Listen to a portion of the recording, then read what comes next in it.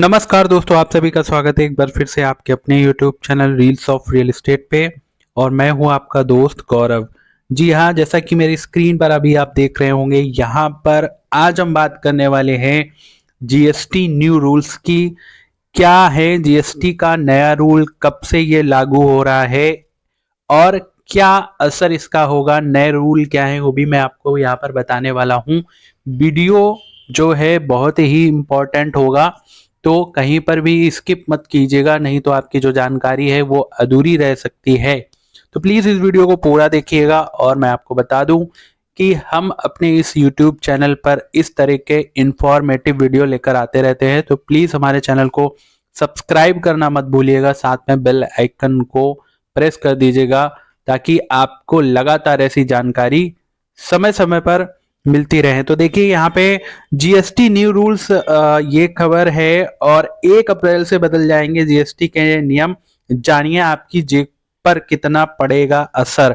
तो क्या असर पड़ने वाला है वो यहाँ पे बताने वाला हूँ। तो ये देखिए न्यूज निकल कर आ रही है, और यहाँ पे जो केंद्रीय वित्त मंत्री निर्मला सीतारमण ने कहा है कि जो जीएसटी है, जीएसटी का जो रेट है बेसिकली वो कम हो जाएगा, क्योंकि टैक्स स्लैब जो है उसको एक तरीके से सही किया गया है, उसको दोबारा से रेजुविनेट किया गया है, दोबारा से सही किया गया है। तो जो आर एन आर राजस्व तटस्थ दर, मतलब यहाँ पे ऐसा लिखा हुआ है। बेसिकली ये क्या होती है, ये एक रेट होता है जो कि डिसाइडेड होता है राजस्व की तरफ से। 2017 में जब जीएसटी लागू हुआ था तब ये बेसिकली 15.8% था। अब घटकर ये सन 2023 में घटकर 11.4% हो गया है, और इसमें और कमी आने वाली है। तो बेसिकली जीएसटी की जो दरें हैं, जो हर एक प्रोडक्ट पर लागू होती है। अगर आपको जीएसटी नहीं पता तो मैं थोड़ा सा आपको बता देता हूं। जीएसटी बेसिकली एक टैक्स है, टैक्स की एक टर्म्स है जो कि जितनी भी वस्तुएं आपको आप घर में यूज करते हैं या आप अपनी आंखों से इस समय देख रहे होंगे, जो कुछ भी जब आप खरीदते हैं तो आपको कुछ ना कुछ टैक्स आपको देना पड़ता है, सरकार को देना पड़ता है।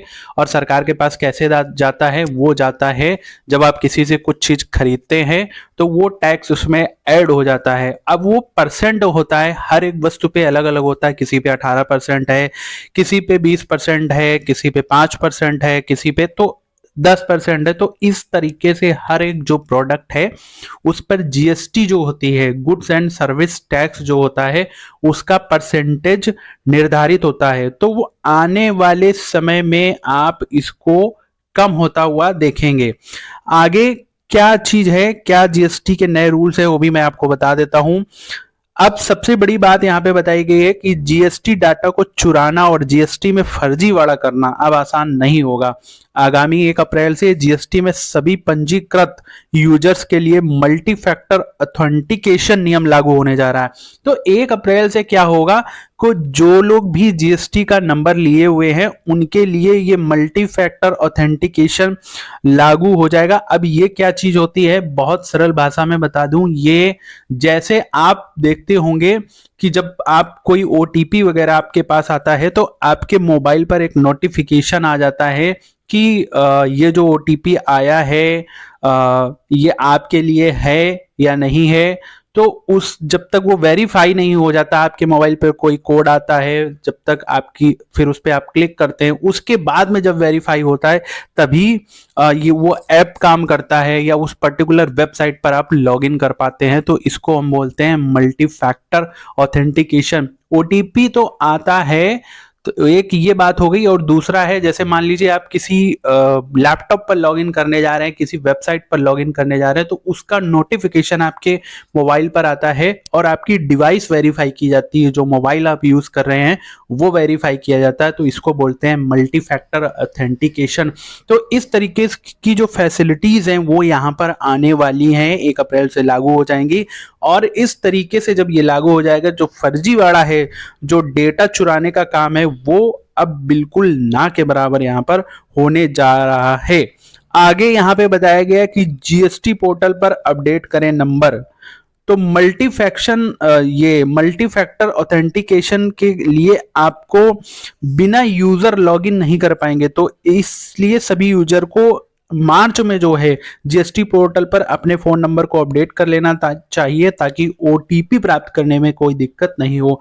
तो यदि आप जीएसटी नंबर ले चुके हैं और जीएसटी यूज करते हैं तो अभी समय है आपके पास में, आप अपना नंबर जो है वहां पर अपडेट कर लें, नहीं तो आपको दिक्कत हो सकती है ओटीपी से रिलेटेड या मल्टी फैक्टर ऑथेंटिकेशन जब वो मांगेगा और आपका नंबर रजिस्टर्ड नहीं हुआ तो फिर आपके लिए यहाँ पे इशू बन सकता है। आगे यहाँ पे बताया गया है 1 अप्रैल से सभी यूजर्स के लिए अनिवार्य। क्या अनिवार्य है? इन्होंने बताया कि इस साल 1 जनवरी से प्रयोगात्मक तौर पर 20 करोड़ से अधिक टर्नओवर वालों के लिए MFA को लागू किया गया था, फिर गत 1 फरवरी से 5 करोड़ टर्नओवर वालों के लिए इसे अनिवार्य किया गया। अब 1 अप्रैल से सभी यूजर्स के लिए इसे अनिवार्य किया जा रहा है। तो बड़ी चीज यहाँ पे दी जा रही है। पहले ये कुछ जो टर्नओवर, सालाना टर्नओवर था 20 करोड़ से अधिक के लिए, उनके लिए लागू किया गया था, लेकिन अब जो नया नियम है यहाँ पर बहुत इंपॉर्टेंट है, आपको ध्यान से समझना होगा। जो नया नियम है वो सभी के लिए अप्लाई कर दिया गया है। आपका जो भी टर्नओवर है, आप अगर जीएसटी की कैटेगरी में आते हैं तो ये जो मल्टी फैक्टर ऑथेंटिकेशन है ये सभी के लिए अनिवार्य किया जा रहा है। सभी जो यूजर्स है जिनके पास जीएसटी नंबर है उनके लिए अनिवार्य है। तो एक तरीके से ये बहुत इंपॉर्टेंट हो जाता है कि आप अपना नंबर वगैरह है जो जीएसटी पोर्टल पर यहाँ पर अपडेट कर लें। तो कारोबारियों के लिए नया अपडेट यहाँ पर आया है, देख लीजिए 1 अप्रैल से ई वे बिल के नियम में नया बदलाव किया जा रहा है। 1 अप्रैल से 10 करोड़ से अधिक टर्नओवर कारोबारियों को 30 दिनों के भीतर अपने ई इनवॉइस की जानकारी ई इनवॉइस रजिस्ट्रेशन पोर्टल पर देना अनिवार्य होगा। 30 दिनों के भीतर जानकारी नहीं देने पर ई इनवॉइस जो आपका है खारिज हो जाएगा। अभी यह नियम 100 करोड़ और से अधिक टर्नओवर वालों के लिए लागू है। तो ये बड़ी चीज है। ई वे बिल क्या होता है? देखिए, ये जो कारोबारी उनके लिए है जो अपना जो भी प्रोडक्ट ट्रांसपोर्टेशन के जरिए इधर से उधर सप्लाई करते हैं, ये ई वे बिल वाला जो नियम है उनके लिए एप्लीकेबल होगा। अब लास्ट में जो बात आती है, लास्ट में बात यह है कि होटल के रेस्टोरेंट में खाना जो है वो थोड़ा सा महंगा हो सकता है। तो ये आपकी जेब पर थोड़ा सा जो असर है वो यह डाल सकता है। बताया भी गया है कि 1 अप्रैल से होटल के रेस्टोरेंट में खाना थोड़ा महंगा हो सकता है। 1 अप्रैल से 7500 रुपए से कम रूम किराए वाले होटल के लिए 18% जीएसटी के साथ इनपुट टैक्स क्रेडिट लेने की सुविधा यहाँ पर उपलब्ध होगी। अभी जिन होटलों में कमरों का किराया 7500 रुपए से कम है, वहां के रेस्टोरेंट में खाना खाने पर 5% जीएसटी लगता है। अगर ये होटल वाले 18% जीएसटी के साथ आईटीसी की सुविधा को अपनाते हैं तो यहाँ के रेस्टोरेंट में खाना जो है वो क्या होगा, महंगा यहाँ पर हो जाएगा। आगे यहाँ पे बताए गए आगामी 1 अप्रैल से पुरानी सामान्य एवं इलेक्ट्रिक कार की बिक्री पर 12% की जगह 18% जीएसटी लगेगी। सेकेंड हैंड की कारों की बिक्री करने वाली एजेंसियों के लिए यह नियम लागू होगा। तो ये कुछ इंपॉर्टेंट चीजें थी, इंपॉर्टेंट पॉइंट्स थे जहां पर आपकी जेब पर असर पड़ सकता है, और कुछ ऊपर जो मैंने पॉइंट्स आपको यहां पर बताए जो कि जीएसटी यूजर्स के लिए एप्लीकेबल है। तो ये सारी जो जानकारी थी मैंने आप लोगों के साथ में यहाँ शेयर की। जानकारी आपको कैसी लगी प्लीज हमें कमेंट करके बताइएगा। वीडियो बहुत इंपॉर्टेंट है तो सभी के साथ में इसको शेयर कीजिएगा और हमें सपोर्ट कीजिएगा ताकि हम इस तरीके के नए और वीडियो यहाँ पर ला सकें और आप लोगों के साथ में जानकारी शेयर कर सके। चैनल को सब्सक्राइब करना मत भूलिएगा, वीडियो को लाइक जरूर कर दीजिएगा और शेयर जरूर कर दीजिएगा। मिलते हैं नेक्स्ट वीडियो में, तब तक के लिए बहुत बहुत धन्यवाद। Thank you so much.